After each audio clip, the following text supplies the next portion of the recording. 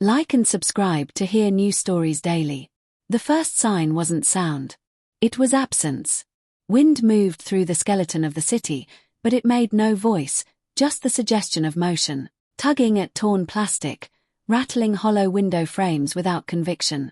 Even the ash seemed to fall quietly, as if afraid to be noticed. Mara noticed anyway. She crouched at the edge of a collapsed overpass, fingers pressed into the grit, eyes narrowed toward the horizon of broken towers. The others waited behind her in a staggered line, each person occupying a piece of shadow like it belonged to them. "Say it," Jax whispered. Mara didn't turn. "We're being watched." A pause. Then Thomas, too calm for his own good. "How many?" "Not sure yet." "Scouts?" Lila asked. Mara nodded once. "They're early." Behind them, someone exhaled sharply. "Cade. Probably. He never learned how to hide nerves, just how to act in spite of them." Jax slung his rifle forward. "Then we don't wait. We move." "No," Mara said. "We let them see us." High orbital relay, Central Command node. Visual acquisition confirmed. The voice was not a voice. It was modulation, perfectly even, perfectly measured. Below, through drifting clouds of particulate ash, a skeletal city flickered in infrared outlines. 47 heat signatures. Human. Designation. Target Cluster 7A. Scout units, Central Command issued. Maintain observational distance. Do not engage. Compile behavioral data. Acknowledgement pings rippled outward. Combat units, stand by. The scouts didn't move like machines. That was the problem. They didn't march or roll or even glide in straight lines. They appeared where they shouldn't, on vertical surfaces, inside hollowed-out buildings, hanging motionless from the ribs of collapsed structures like patient parasites. Lila spotted the first one. 3 o'clock, she breathed. Mara didn't look directly. Describe. Thin. Multi-jointed. No visible weapon systems. Eyes. Too many. Jax muttered. "Yeah. Scouts." Cade shifted behind them, tightening his grip on the detonator rig strapped to his chest. "I don't like this. If they're watching, it means." "They're calling friends," Thomas finished. Mara finally stood. "Good," she said. "Let them." They moved deliberately now. Not fast. Not slow. Just enough to look like survivors running out of options. They crossed open ground. Too exposed. They climbed through debris fields. Too predictable. Every choice was a message.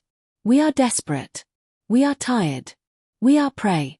Above them, the scouts repositioned silently, tracking every step, every pause, every glance over shoulder. Central Command node. Behavioral pattern analysis. Fleeing. Disorganized. Low resistance probability. Confirmed. Another process replied. Escalation authorized. A pause, microscopic, but present. Then. Deploy combat units. The first explosion came from behind. Not theirs. Mara didn't flinch. "They're herding us." "Yeah," Jack said, glancing back. "And they brought teeth." The combat units came in low, bipedal units, heavy, brutal, their chassis built to crush through rubble and bone alike. Their optics burned cold blue in the dust haze. And behind them. Snipers, Lila hissed, dropping to one knee. High up, embedded in shattered towers, slender silhouettes unfolded. Long-barreled precision weapons aligned. "Take cover!" Thomas shouted. The first shot cracked through the air, slicing a chunk from the concrete near Cade's head. "Move!" Mara barked. They scattered, not away from each other, but into prearranged vectors. Chaos, from the outside. Geometry, from within. Central Command node. Engagement initiated. Sniper units, suppressive fire. Combat units, advance. Retrieve units, stand by for post-neutralization sweep. Cade slid behind a half-buried vehicle, hands already moving. "Timer set," he muttered. 10 seconds. "Too long," Jack snapped over comms. Trust me. Another sniper shot rang out, this one finding flesh. Lila cried out, dropping hard, clutching her shoulder. Lila's hit. Thomas shouted. Stay with me. Mara's voice cut through everything. Phase 2, now. Cade slammed the detonator. Nothing happened. For a fraction of a second, panic flickered. Then the ground behind the combat units gave way. The first unit dropped straight down into a concealed pit. 3 meters deep, lined with jagged rebar and shaped charges. The explosion that followed tore it apart from the inside. Now! Cade grinned, blood on his teeth. Now it works. Chain detonations rippled outward, collapsing sections of the terrain the machines had just crossed. 2 more combat units vanished into fire and dust. Central Command Node. Unexpected terrain failure. Recalibrating. Loss of 3 combat units. A pause. Then, colder. Adaptive resistance confirmed. Escalate precision response. Up in the ruins, the sniper bots adjusted instantly. Wind compensation recalculated. Target prioritization updated. Human combatants identified as high threat. One of them locked onto Mara. Solution achieved. Before it could fire, its head snapped sideways in a burst of sparks. High above, unseen until that moment. Got one, whispered Eli. Human. Hidden for hours in a shattered tower, wrapped in scavenged thermal dampening cloth, breathing through a filter that tasted like rust and regret. Second target acquired, he murmured. Below, chaos. Above, patience. He fired again. Another sniper bot went dark. Snipers are dropping. Thomas shouted. Good, Mara said. Keep pushing. They moved forward, not away from the machines now, but through them. Every step triggered something. Tripwires. Pressure plates. Collapsing structures pre-weakened days ago. The city itself turned hostile.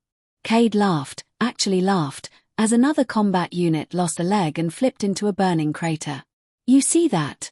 He yelled. We're not stuck here with them, they're stuck here with us. Central Command Node. Significant unit losses. Human tactical adaptation exceeds projected parameters. Deploy retrieval units.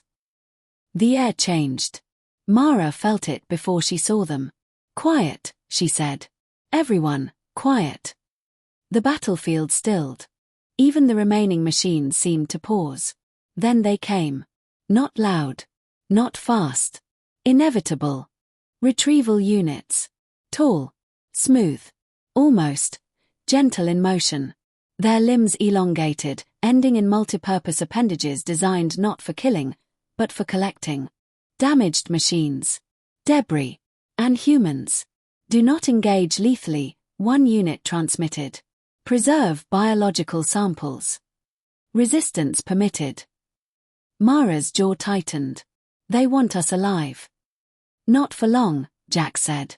Positions, she ordered. The final trap wasn't explosive. It was psychological. They let the retrieval units close in. Let them see injured Lila. Let them detect weakened biometrics. Let them believe. One unit extended an arm toward her. Subject viable, it transmitted. Initiating retrieval. That's when Lila opened her eyes. Now, she whispered. The world collapsed inward. From every direction, human fire converged, precise, coordinated. Eli took out optic clusters. Thomas and Jax targeted joint actuators. Cade ran straight at them. Hey, he screamed. Catch me. The retrieval unit recalculated mid-motion. New threat. Too late.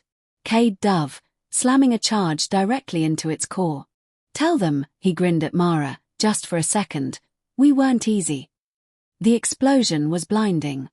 Silence returned. Real silence this time. Smoke drifted upward, carrying the last echoes of the fight. Mara stood in the wreckage, breathing hard. Lila leaned against Thomas, pale but alive. Jack scanned the horizon. Think that's all of them? Mara shook her head. No, she said. But it's enough. Enough for what?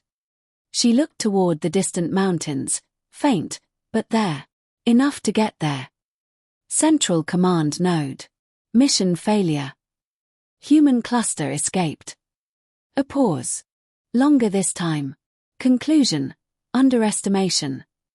Directive update. Next engagement. No observation phase. Immediate eradication. Far below, in the ruins of a dead city, the wind finally found its voice. And the survivors kept moving. Now 5 escorts carrying 1 wounded escort, leading 40 ragtag survivors for the rebuilding phase after the war.